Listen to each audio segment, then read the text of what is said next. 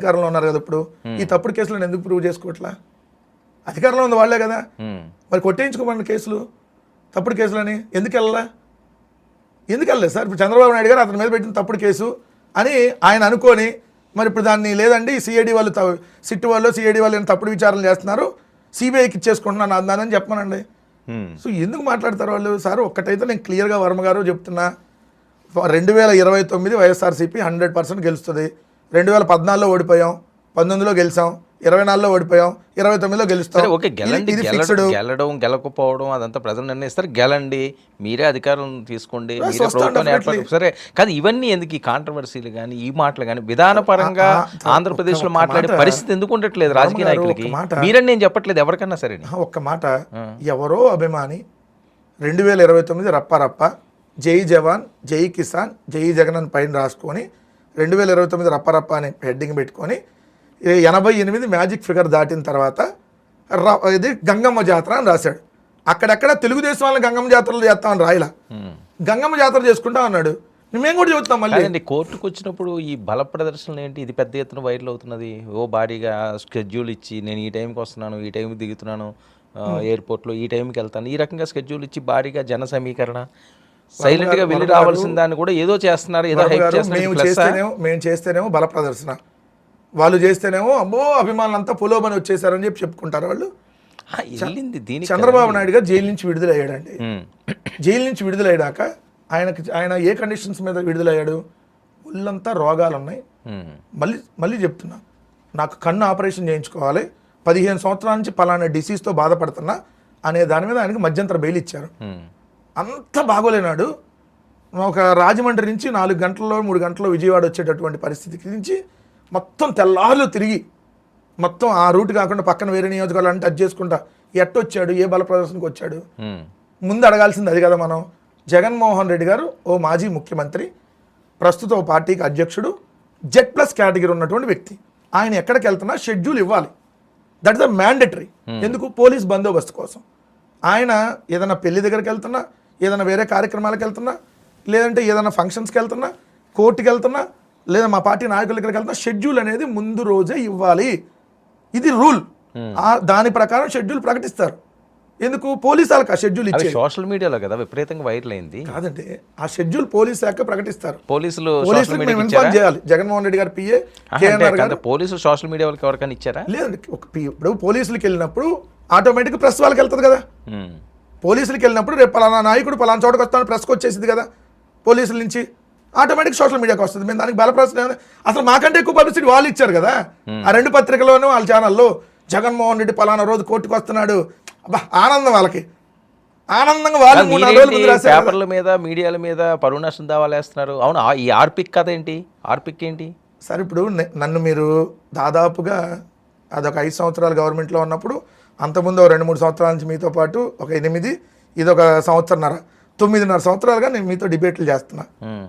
నా వ్యక్తిత్వం ఎట్లాంటిదో, నేను అంత ధైర్యంగా ఉంటానో, నేను అలాంటి చిల్లరాశాలు ఏనని మీకు తెలుసు. సో మీకు ఆ విషయాలన్నీ తెలుసు. సో నేను జరిగిన వాస్తవం ఇది చెప్పా. అయితే తెలుగుదేశం పార్టీలో పనికి మాలినటువంటి కొంతమంది యదవలు, మీరు అన్నారు కదా ఇందాక, వాళ్ళకి ఇట్ట మాట్లాడితేనే అర్థమైద్ది. తెలుగుదేశం పార్టీలో ఉన్నటువంటి కొంతమంది పనికిమాలిన యదవలు, వాళ్ళకి సంబంధించినటువంటి పనికిమాలిన ఐటీడీపీ కొంతమంది యూట్యూబర్లు, ఏదో హార్పిక్, లేదంటే నేను పోలీసుల్ని ఏదో బెదిరించాను, పోలీసుల మీద తిరగబడ్డాను, నేను 5-6 వస్తారు, నేను ఒకరిని తిరగబడగలుగుతానా? వాళ్ళు తిరగబడేది ఏముంది? మీరు ఎందాన్ని అడిగినప్పుడు చెప్పా, ఏమని మీరు తప్పించుకునే అవకాశం ఉంది కదా అని అడిగారు. నేనేమన్నాను? నాకు వాళ్ళు వస్తున్న కనపడ్డారండి అని కూడా చెప్పా. మార్పింగ్ చేశారా ఆర్పిక్ పట్టుకున్నట్టు? సిఐ టెక్నాలజీతో ఈ వీడియోలు కూడా చేశారండి బాబు నా మీద. కాదు వేలో బాగా పెట్టారు సార్, నా ఫోటో బాగుంది, థ్యాంక్స్ చెప్తా. అందుకనే వాళ్ళందరూ ఎవరో చిల్లరగాలు చేశారు కాబట్టి నేను పట్టించుకోవాలా.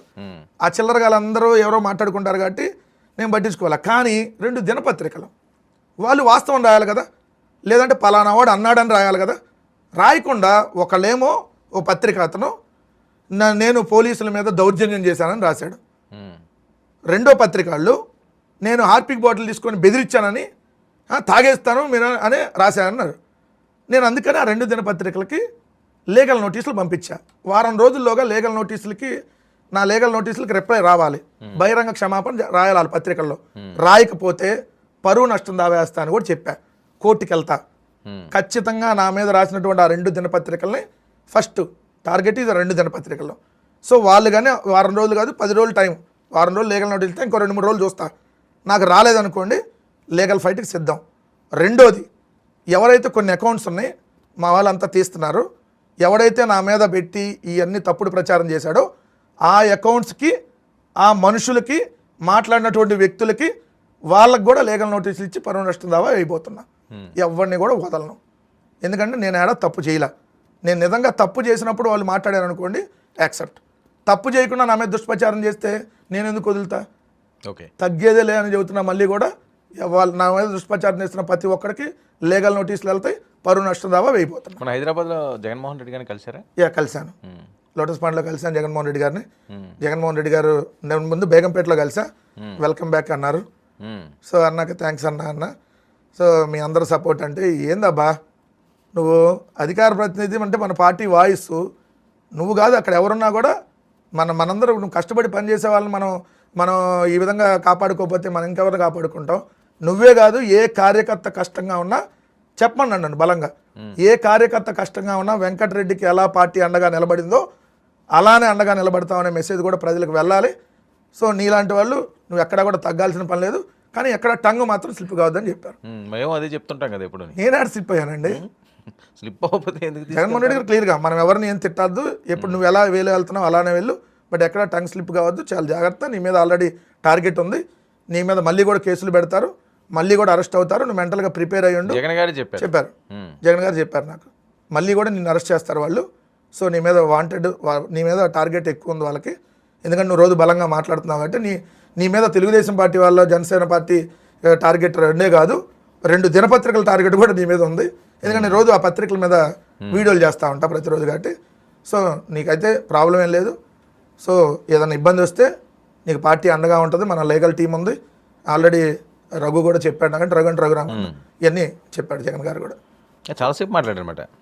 3-4 మినిట్స్లో ఇవన్నీ సింపుల్గా. లోటస్ పాండ్కి మళ్ళీ ఎందుకు వెళ్ళారు? ఇది బేగంపేటలో ఇదంతా డిస్కషన్. బేగంపేటలో వెల్కమ్ బ్యాక్ అన్నారు, వచ్చేసాం. తర్వాత మళ్ళీ లోటస్ పాండ్లో మాట్లాడి లోటస్ పాండ్లో సరే పోనీ మీ నాయకులే చెప్పారు కదా జాగ్రత్తగా ఉండు సార్. నేను ఎక్కడ నాలుగు కొద్దిగా వర్మ గారు, ఇప్పుడు టంగ్ స్లిప్ అవ్వద్దు అంటాం వేరు, టంగుతో మాట్లాడకుండా ఉంటాం అంటాం వేరు. టంగ్ స్లిప్ అంటే అరే బోషిడికే ఒరే బోషిడికి అరే చెప్పులు తీసుకుంటే అది టంగ్ స్లిప్ అవటం అంటే అరే నా డాష్ ఒరే నా డాష్ అంటే. వెంకటరెడ్డి టంగ్ అదుపులో పెట్టుకుని మాట్లాడతారా? నాది ఎప్పుడు అదుపులోనే ఉంటుంది. పరిస్థితి ఉండదు కదా అదుపులో, లేకపోతే 9.5 ఏళ్ళుగా మీతో డిబేట్లు అటు చేస్తా. మీరంతా రెచ్చగొడుతున్నా నన్ను,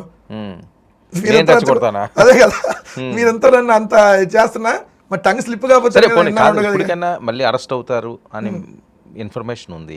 జడ్జి గారు కూడా చెప్పారు ఇలాంటి వాటిలోకి మళ్ళీ వెళ్ళొద్దని. వాళ్ళు ఈయన ఇష్టం వచ్చినట్లుగా మాట్లాడతాడు, ఈయన మీద చాలా కేసులు ఉన్నాయని చెప్పి అక్కడ సిఐ గారు కూడా చెప్పారన్నారు. ఈ నేపథ్యంలో ఓకే విధానపరంగా విమర్శలు వరకు వెంకటరెడ్డి గారు వెళ్తారా? లేదు ఎవరేం చేసినా పర్లేదు, ఏం అరెస్టులు చేసుకున్నా పర్లేదు అని మీ స్టైల్లో గతంలో మాదిరిగానే ముందుకు సాగుతారు? నేను గతంలో కూడా సబ్జెక్ట్తోనే మాట్లాడా. నా దగ్గర ఆధారం లేకుండా నేను మాట్లాడినాం. అది ఏదో పత్రికలో వచ్చిన క్లిప్పింగ్ ఆధారమో ఎవరో మాట్లాడినటువంటి ఆధారంతో నేను చూపించి మాట్లాడతా. నేను ఎక్కడ గతంలోనూ టంగ్ స్లిప్ గాల, ఇప్పుడు టంగ్ స్లిప్ గాను. గతంలో ఎలా నేను మాట్లాడానో ఇప్పుడు కూడా అదే మాట్లాడతా. ఒకవేళ మళ్ళీ అరెస్ట్ చేసినా జైలుకు పోతానికి సిద్ధం, మళ్ళీ వస్తా, మళ్ళీ మాట్లాడతా, మళ్ళీ పెడితే మళ్ళీ వెళ్తా, మళ్ళీ వస్తా, మళ్ళీ మాట్లాడతా. 6:30కి నేను పొద్దున వచ్చి ఆ రోజు 7:30కి లైవ్లో కూర్చున్నా.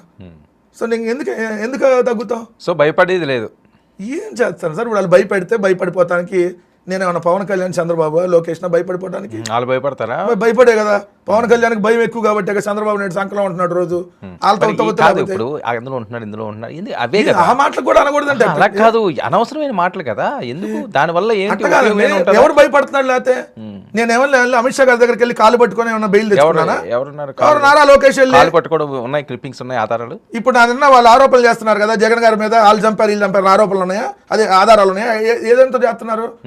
నువ్వు బాబాయ్ చంపించావని ఎట్ట మరి ఏం ఆధారంతో మాట్లాడారు? సో మరి ఎట్టొచ్చింది బెయిల్? అదే పత్రిక రాసింది. అదే పత్రికలో ఏం రాశారు? వాళ్ళ పత్రికలోనే అమిత్ షా గారు అడిగారంట జడ్జి ఎవరని చెప్పి చంద్రబాబు నాయుడు గారి కేసుల గురించి. లోకేష్ అను పురంధేశ్వర్ గారు వెళ్ళి కలిస్తే మరి ఆధారంతో నేను మాట్లాడుతున్నా. మరి తర్వాత బెయిల్ వచ్చింది కాబట్టి. సో నేనేమన్నా నాకు మెరిట్స్ మీద బెయిల్ వచ్చింది, నాకేం బాగాలేదని బెయిల్ రాలా. సో అన్నిటికీ సిద్ధపడే ఉన్నా. సో మళ్ళీ చెప్తా ఉన్నా, మొన్నటి కంటే ఇంకా వేగంగా ఇంకా ఫాస్ట్గా ఏదైతే నా వాయిస్ని వినిపిస్తా. సో ఎక్కడా కూడా తగ్గేదేలే.